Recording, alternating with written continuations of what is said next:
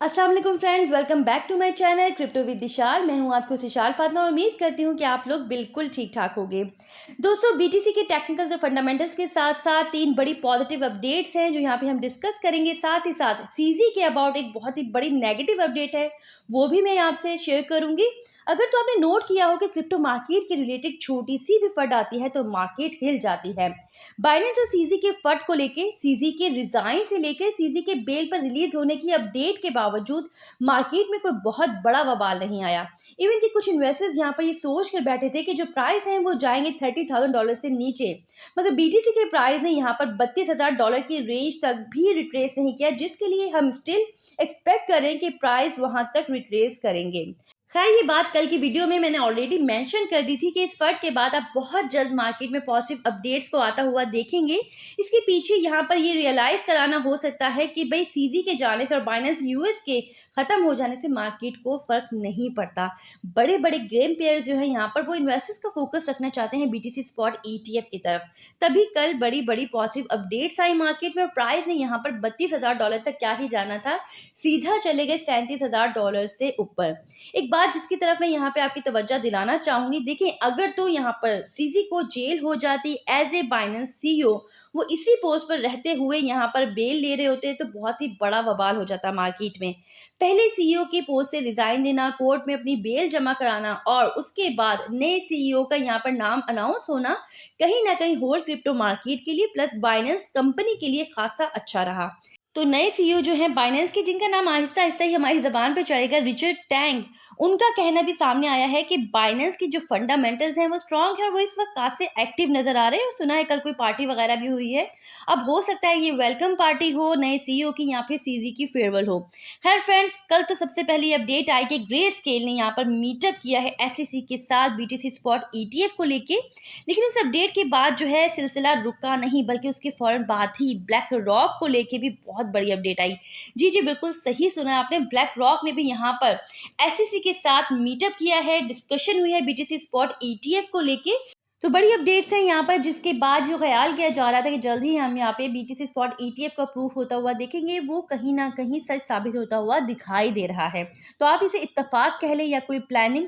फिर एक और बहुत बड़ी अपडेट आ जाती है उसके बाद मार्केट में कि जो एसईसी कमिश्नर हैं हेस्टर पेरिस, उन्होंने यहाँ पर ब्लूमबर्ग के साथ एक इंटरव्यू में ये स्टेटमेंट दी है कि कोई रीजन नहीं है यहाँ पर बीटीसी स्पॉट ईटीएफ को ब्लॉक करने का।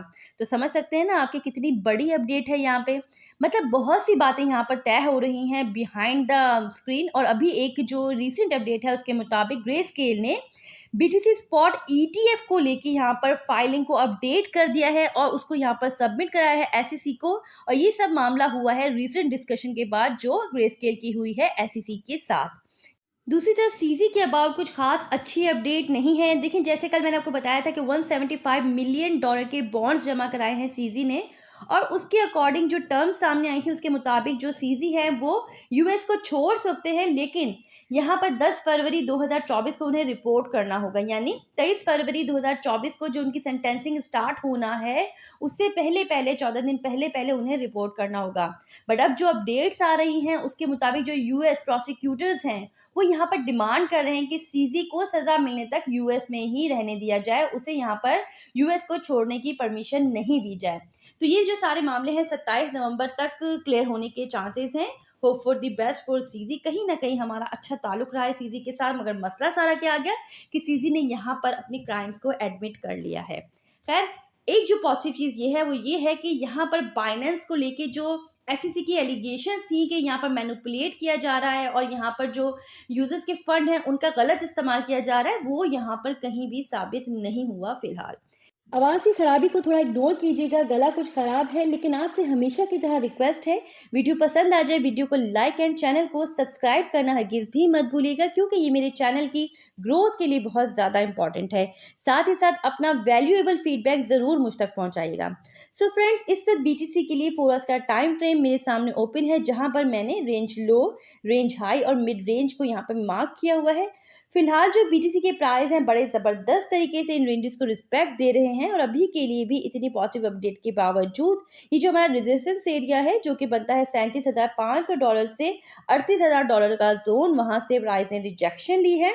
सो नेक्स्ट यहाँ पे जो इमीडिएट सपोर्ट है वो है हमारी मिड रेंज। इन केस इसका अगर हमें ब्रेक डाउन मिलता है तो उसके बाद जो हमारी सपोर्ट होगी वो होगी हमारी $35,374 से $35,620 तक का जोन।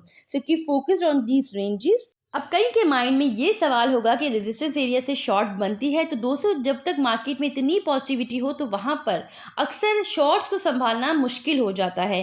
दूसरा, अगर आप देखो तो मार्केट में वॉल्यूम भी कम है, तो जब वॉल्यूम कम होता है मार्केट में तो मैनिपुलेशन के चांसेस जो है वो बढ़ जाते हैं। सो फिलहाल शॉर्ट नहीं बनती, फिलहाल आपको साइड पर होकर बैठना होगा। वन डे के टाइम फ्रेम में प्राइस जो है इसी ट्रेंड लाइन को रिस्पेक्ट दे रहे हैं एंड काइंड ऑफ यहाँ पर असेंडिंग ट्रायंगल बन रहा है जो कि एक बुलिश पैटर्न है। मतलब मोस्टली इस पैटर्न का हमें ब्रेकआउट देखने को मिलता है, बट क्योंकि मार्केट अनप्रिडिक्टेबल चल रही है, मतलब यहाँ पर जो फंडामेंटल्स है ना उन पर फोकस रखना बहुत ही ज़्यादा ज़रूरी है। मतलब सिर्फ टेक्निकल्स को फोकस करके फंडामेंटल्स को इग्नोर करना हरगिज़ भी अक्लमंदी नहीं है।